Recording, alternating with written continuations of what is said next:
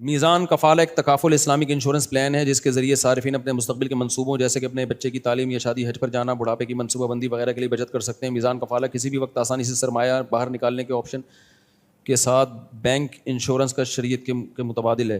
یعنی یہ تکافل شریعت کے متبادل۔ دیکھو تکافل میں علماء کا اختلاف ہے۔ حضرت مفتی تقی عثمانی صاحب بہت بڑے اسکالر ہیں، آپ سب کو پتہ ہی ہے مالی معاملات میں، دارالعلوم کرنگی کے علماء بھی وہ اس کو جائز کہتے ہیں، لیکن ہمیں ابھی تک اس کے جائز ہونے پر اطمینان نہیں ہے۔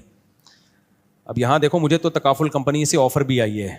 اچھی تنخواہوں کے ساتھ آفر بھی آئی ہے کہ یہ وغیرہ وغیرہ، لیکن میں نے ان سے یہی کہا کہ یہ میں اس لیے کہہ رہا ہوں کہ لوگ کہتے ہیں علماء اصل میں جب اپنا فائدہ ہوتا ہے تو جائز ہے، دوسروں کے لیے ناجائز ہے، تو یہ بتانے کے لیے آپ کو کہہ رہا ہوں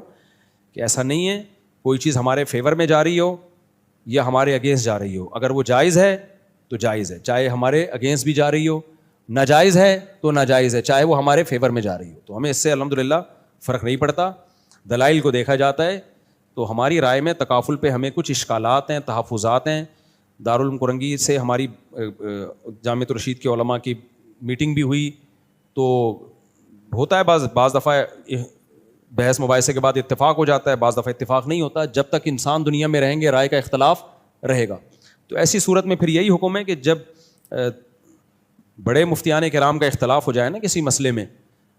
تو میں تو بڑا نہیں ہوں لیکن جامعۃ الرشید کے جو بڑے سینئر مفتیان کرام ہیں، حضرت مفتی تقی صاحب کے مقابلے میں تو ہم کچھ بھی نہیں ہے، کوئی حیثیت ہی نہیں ہے، مفتی نہیں ہے ان کے مقابلے میں ہم کیا ہماری حیثیت ہوگی، لیکن جو بڑے علماء ہیں جامعۃ الرشید کے، کیونکہ تکافل پہ میں نے خود ریسرچ بہت زیادہ کی ہے، اس میں گھس کے میں نے اس پہ رسالہ بھی لکھا ہے،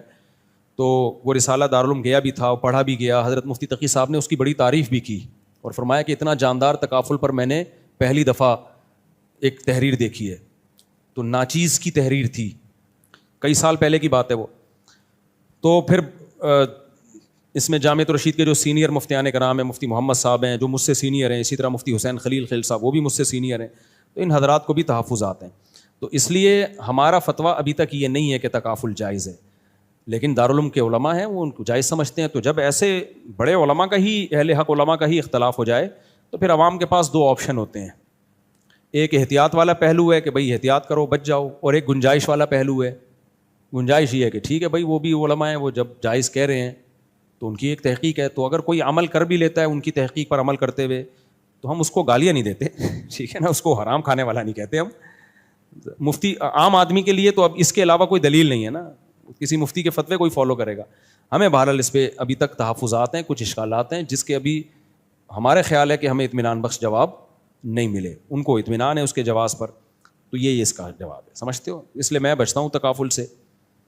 کوئی کہتا ہے، میں کہتا ہوں اگر بھئی آپ کو ہماری رائے پہ اعتماد ہے تو آپ احتیاط کریں، اور اگر کوئی دارالعلوم کو فالو کرتا ہے تو بھی ٹھیک ہے۔ اختلاف کا یہی تو فائدہ ہوتا ہے کہ گنجائش کا پہلو بھی نکل آتا ہے، احتیاط کا پہلو بھی نکل آتا ہے۔